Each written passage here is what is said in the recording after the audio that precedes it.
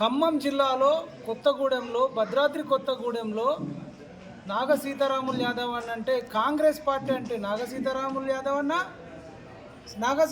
యాదవ్ అంటే కాంగ్రెస్ పార్టీ గత 35 సంవత్సరాలుగా 3 రంగుల జెండాను తన భుజాన వేసుకొని కొన్ని కోట్లాది రూపాయలు ఖర్చు చేసుకొని ఎంతమంది పార్టీలు మారినా అమ్ముడు పోయినా నికార్స్గా నిజాయితీగా నిటారుగా నిలబడి అన్నా అంటే నేనున్నా అని చెప్పి అందుబాటులో ఉన్న వ్యక్తి ఇవాళ లోక్సభ ఎన్నికలు జరుగుతున్నాయి.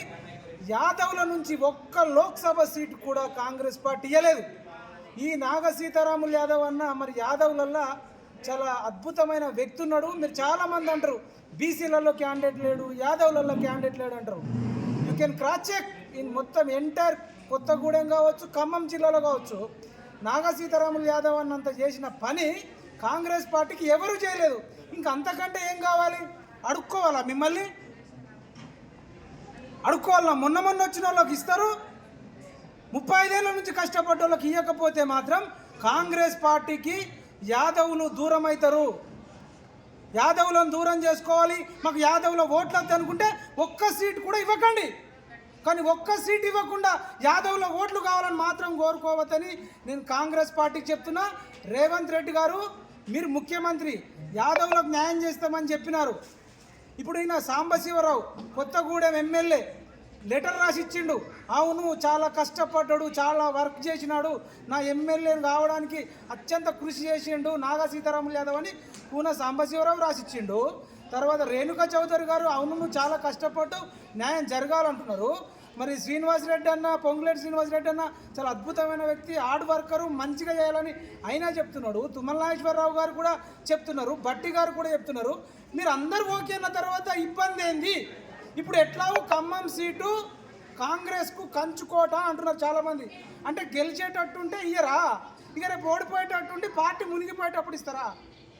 ఆయన 35 ఏళ్ళు మరి అంతగానో కష్టపడితే అంటే సోషల్ మీడియాలో రాష్ట్ర వ్యాప్తంగా కోట్లు పెట్టి ఖర్చు పెట్టుకున్న వాళ్ళకి ఇస్తారా? లేకపోతే పారాషూట్ వాళ్ళకి ఇస్తారా? 100 కోట్లు గుమ్మరించినోడికి ఇస్తారా?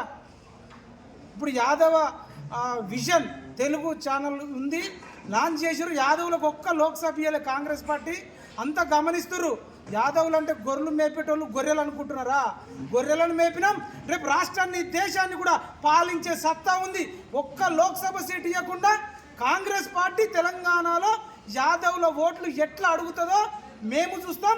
నేను చెప్తున్నా, ఉస్మానియా యూనివర్సిటీగా మొన్న కేసీఆర్ను గద్దెదించడంలో అత్యంత కీలక పాత్ర వహించి 50 లక్షలు ఖర్చు పెట్టుకొని సావు నోట్లే తలగా పెట్టి నాగార్జున సాగర్లో నన్ను కిడ్నాప్ చేసినా, పోలీసులు అరెస్ట్ చేసినా, కొట్టినా, హనీ ట్రాప్ చేసినా, మేము కేసీఆర్ను ఓడించడానికి అన్కండిషనల్గా చేసినాము.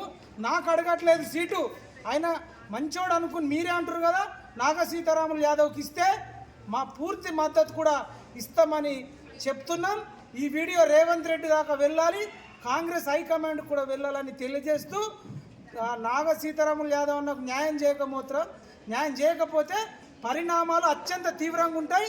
తెలంగాణ రాష్ట్ర వ్యాప్తంగా యాదవ్ల ఇళ్లకు ఓట్లకు వస్తే అప్పుడు మా తడాక చూపిస్తామని తెలియజేస్తున్నాం. మొన్న రేవంత్ రెడ్డి సీఎం అవడంలో కూడా యాదవ్ల ఓట్లు, బీసీల ఓట్లు కీలక పాత్ర వహించినాయని మరొక్కసారి గుర్తు చేస్తూ, ఒకే ఒక్క సీట్ అన్న ఇవ్వాలని, అది లోక్సభ సీటు ఖమ్మం సీటు నాగ సీతారాములు యాదవ్ అన్నకి ఇవ్వాలని మేము డిమాండ్ చేస్తున్నాం. Not request.